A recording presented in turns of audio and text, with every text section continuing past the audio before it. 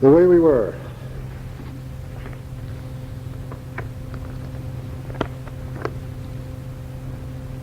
You know, although most of the country was attempting to dig out of the Great Depression, San Francisco, in the middle of the 1930s, was in the midst of a building boom. They built two magnificent bridges, Treasure Island. A lot of things were going on. Storm clouds were gathering in other parts of the world.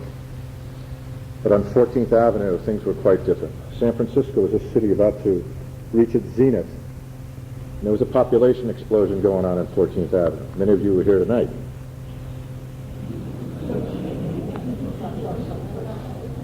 We had milk delivered in those days, and we were very careful not to mix the cream. You may recall that the milk bottles came with two caps, one on the outside and one on the inside.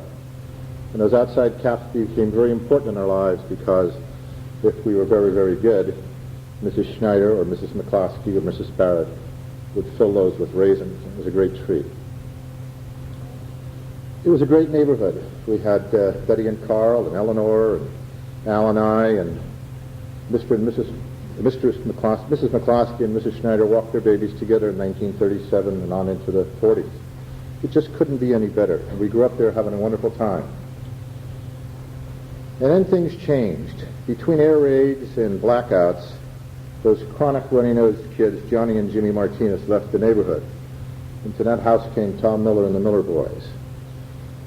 This in itself would not have been historically significant had it not been for the fact that Tommy Miller was wearing short pants. This was not only unbelievable, it was socially unacceptable on 14th Avenue, and Al Schneider and I were quite concerned about it. We didn't know what to do. We talked about it a lot. We knew they were foreigners because they came from Atherton. 1943 was definitely memorable, and we'd never be the same again. Behind our houses was the most magnificent piece of real estate the world has ever known. It was the Hill. It was ours and only ours. It had everything a boy could dream of. Sand dunes and cliffs, gullies and ravines, forests and bluffs, and the best part of it was that most of it faced the Pacific Ocean. It had a magnificent view. It was perfect. We would defend it. No enemy could ever attack it. We built forts that were so secret adults would walk their dogs on top and never know what was under them. One day, a tin can with flowers in it was placed at the most secret entrance of that fort. This was a sign that our secrecy had been breached. We had been discovered.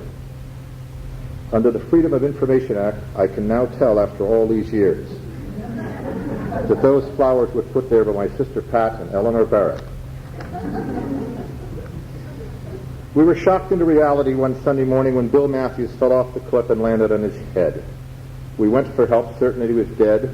He survived, and so did we, but not without a new respect for the Hill.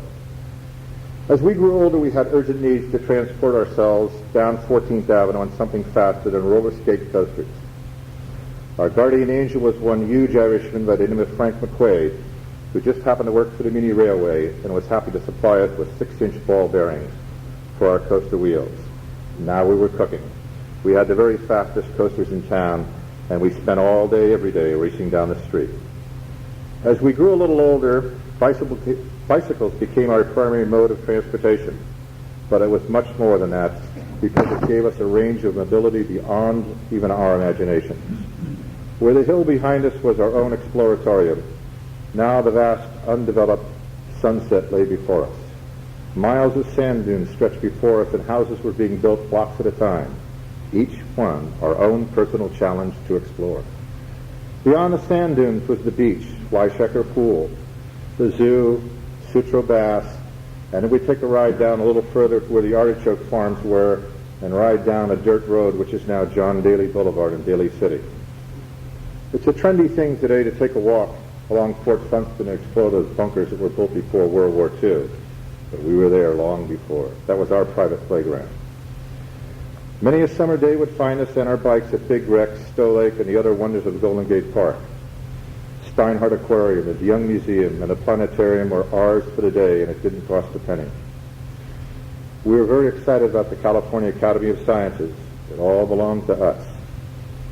I can't forget the day my bike and I went into the lake at the portals of the pass, and we finally had to call for help to get home. We loved to explore the city and were never disappointed. We would take the streetcar everywhere, and we did. We went for a swim at Crystal Plunge, fished from Muni Pier, brought our fireworks in Chinatown, and watched the ships and the ferry boats from the ferry building. We were thrilled at the roar of the four. As Market Street was known then, there were 4 tracks with the Muni on the outside and Market Street way away in the middle. We can't forget Mrs. Schneider cautioning us with those sparkling blue eyes to take the white front car home. We explored everything. It was ours. We had to learn about the city, and we did. We found treasures from around the world at the Grand Central Market and watched fresh crabs being unloaded at Fisherman's Wharf. Birthdays were very special. In those days, because a little bit of luck, we could all go to Playland at the beach, presided over by Laughing Sal. The roller coaster ride, the barrel roll, and the gigantic slide were all ours. We ruled the dodging cars and always bought saltwater taffy for the ride home. As we attended school, it expanded our circle of friends, and we met new friends from other blocks, such as Jim Reed, Al DeLuca, Frank Morgan, and Ed Hicks. Up the street came the Norton brothers, John and Tom. Around the corner there was Ed Mitchell and the unforgettable, unbelievable Carlos Casano. It was a great place to grow up, and that was something else that was going on. Before we knew it, we were in high school. Everybody went to Aptis Junior High and then to Lincoln except Rich Barrett and myself who went to Reardon. Something really exciting was happening in the early 50s. Cars were everything, even more important than girls. Al was a little older than I by several months, so he was driving his family's 34 Ford two-door when he could talk Betty out of it. Betty used to drive us around to social events, and we really looked up to her until she committed the cardinal sin that we could never forgive her for. She sacrificed the 34 Ford for a mangy mongrel dog and destroyed the car on a telephone pole. I do not believe, even to this day, that anyone ever asked her if she was all right. At one point, we collectively owned a 1938 Oldsmobile that required more oil than gas. We spent many hours learning how to keep it running without our parents knowing that we were the ones that owned it. We had a lot of adventures before the age of the automobile. We hitchhiked everywhere. In 1952, we hiked to Lake Pillsbury to explore the Eel River from the mouth up into what was then a Navy survival training site during the war. Al and I took a rowboat across the lake to get provisions. We stayed too long. It was getting dark, so we headed back to Foggy Point, only to lose the moon behind Cobb Mountain on a very dark night. We got lost and found ourselves in a tully grass, but we managed to break an oar, further complicating our dilemma. But Tom and Pete were on the shore. They built a big bonfire so we could find our way back, and that's how we did it. We met some interesting people on those trips, and who could forget those good old boys from Potter Valley. We did other things that boys our age did, such as building model airplanes. We actually flew some of them, but most were sailed from the roof of my mother's house with time bombs armed so that they burst into flames as they sailed down the street, terrifying the neighbors and delighting the lot of it. These bizarre capers were the genius of Tom Miller. We went on countless camping trips to further broaden our horizons and give us the opportunity to perfect our cooking skills. During the summer of 1952, we were camped at Lagunitas Creek in Marin County. Carl was with us, but was very grumpy. He had a portable radio so that he could listen to the Republican convention as they nominated Dwight Eisenhower. As the evening wore on, we couldn't stand it anymore, so we did the only thing we could to shut him up and his radio. We zipped his sleeping bag closed and rolled him down the bank into the creek. Carl was very unforgiving and never went camping with us after that. In the spring of 1953, we drove to Eureka during the Easter break, purportedly to look for jobs for the coming summer, but it was actually because we'd met some young ladies from Eureka at a camping trip at Riches and Grove. So that was Jim Reed, Al and I, and Paul Peterson. And that trip got very eventful on the way back because in those days 101 was a single-lane road, and we were driving our 1935 Dodge, my 35 Dodge, and Pete was driving it actually, and there was a lumber truck in great distress behind us. And with smoke coming out of his brakes and his air horn blowing, he wanted us to get out of the way, and there was no place to go. Peterson found a place that wasn't much bigger than that car, and he managed to put it there, thank God. We were very close and knew each other's families and relatives as if they were our own. When Al's family had the relatives over, there would be the Bells, the Dunleavys, and the Murphys, and all the assorted cousins that there are tonight. We enjoyed them all. When the Schneiders went on vacation, it was usually to the Russian River, camping at Mirabelle Park. Enjoying that wonderful vacation land was populated by everyone from the city. The fun of it all was captured by the motto over the entrance to Rio Negro that said, "Memories that linger." The 50s were very exciting. There was much going on. Our social lives were full of cars, dances, cars, girls, cars, and more cars. All too soon we were graduating from high school and thinking seriously about what we were going to do with our lives. There was always this cloud over our heads known as the draft, which dictated to a certain extent what we're going to be doing and where we're going to be doing it. After an unsuccessful year at City College, we collectively decided to volunteer for the draft.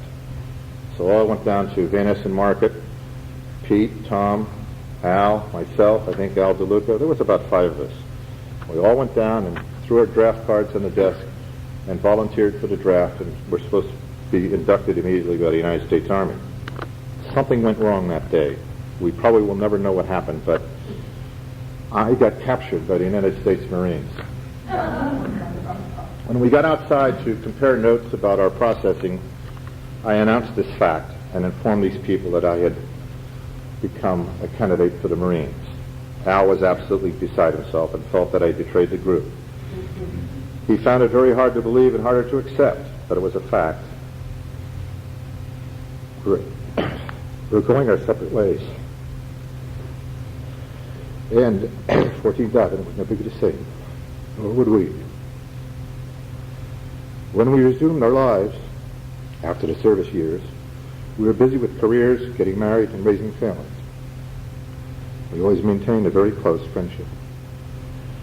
A few years had gone by when Jan's sister Sue needed driving lessons, so we set her up with Al to learn how to drive. That was quite a lesson, as it turned out, because they were married in 1972 and had 2 of the greatest kids in the world, Billy and Julie. Well, now we had gone from infants to brothers and had a really wonderful time. We still went on adventures, but now we had a crowd. We climbed Nevada Falls in Yosemite and rafted down the Merced River. We rented a 30-foot motorhome in 1985 to go to a family reunion in Iowa and had a fantastic time with some scary moments in a long tunnel in Zion National Park. And Jen and Sue will probably never forget that ride. What happened was it's a very narrow tunnel, it's a very big motorhome, and as we entered it I had to take my glasses off because it was dark and I flew it blind all the way through. When Janice realized I didn't have my glasses on, it got even worse. On that same trip, I was driving again, and we were going from Crazy Horse to Rushmore, and I hit a herd of deer. Those things happen. But Al's description of that incident, I'll never forget as long as I live. It was absolutely classic. So we had a lot of fun. Al was, without a doubt, the best uncle in the world. Just ask anyone of my boys. He taught them to shoot, to fish, and to drive.